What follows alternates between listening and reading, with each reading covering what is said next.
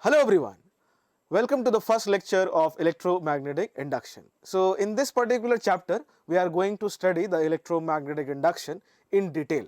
I hope you remember in the chapter magnetic effects of current, we have already introduced this particular thing, right? That is electromagnetic induction. So over here, we are going to see that in detail. In this particular lecture, that is introduction part, I will tell you what is electromagnetic induction and who was the person or who was the physicist to show the experiment to the world about the electromagnetic induction, right. So electromagnetic induction is nothing but production or induction of electricity in a conductor or a circuit. So let's write the definition, EMI, that is electromagnetic induction, production of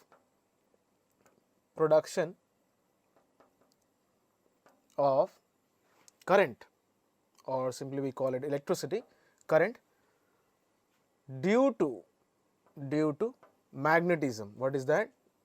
Magnetism. I mean, if the conductor or the circuit is kept in a region, okay, is kept in a region, or you can say field of magnetic field, I mean, okay, is in a region of magnet or the field of magnet, where the magnetic field intensity is experienced by the conductor or the circuit. Now we have to do one thing, either we make the conductor move, okay, or we make the source of the magnetic field move. So when we do so, okay, the change in the magnetic field intensity linked with the conductor or the circuit changes. So in that case, the electricity is induced in the conductor. I hope you understood that, right. So either the source of the magnetic field must change or the conductor must move. So if any of these two happens, there is a electromagnetic induction, or there is current in the conductor or the circuit due to magnetism. I hope you got it, right. So Faraday was the first person to show experimentally that whenever this magnetic field linked with the conductor or the circuit changes, there is introduction or there is induction of electricity or current, we call it, okay. So let's see how was it done. Now as you can see over here, the setup, there is a coil of wire and the two ends of the coil is attached to the sensitive ammeter. This ammeter will give you the proof that there is a current in the circuit or the coil whenever there is change in magnetic field linked with the coil. So how to change the magnetic field linked with the coil? What we will do is we will move the bar magnet towards the coil or away from the coil. So when we do so, the number of field lines entering the coil, okay, or the, you can say in other words, magnetic flux, which we are going to study in the next lecture. So the magnetic flux linked with the coil will change, okay. That is nothing but number of field lines entering the area of cross section of the coil over here. So when that changes, okay, because of the movement of the bar magnet, that is when it is moved towards or away, in that case there is induction of electricity, there is induction of electricity or production of electricity, and that electricity can be shown by the ammeter help, okay, or by the help of ammeter. When there is a deflection, there would be a deflection, that is, suppose the bar magnet is moved towards the coil.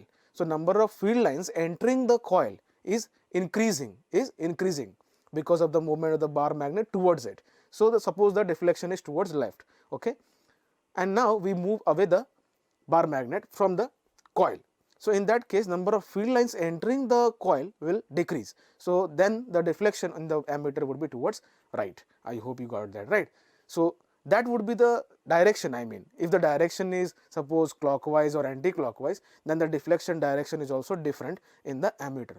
So that was just the way to show that if we are moving the bar magnet towards it, then the deflection is towards left, suppose, okay, and if the bar magnet is moved toward away from it, then the deflection would be towards right in the ammeter, showing that the current direction is changing.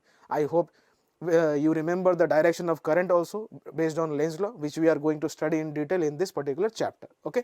So that was all about the experiment done by Faraday. So according to Faraday's experiment, Faraday's experiment,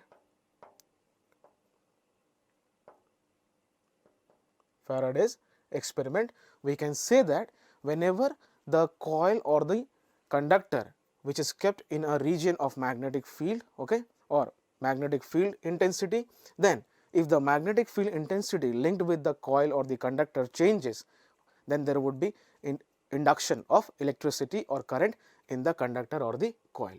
I hope you got that right. So, we will study the laws also, okay, because we have to obey those laws in order to find out, or in order to find out the magnitude, exact magnitude of the current, direction of current, okay. So, we will see that in the coming lectures. I hope you understood that. So, that was all about the introduction part. Thank you.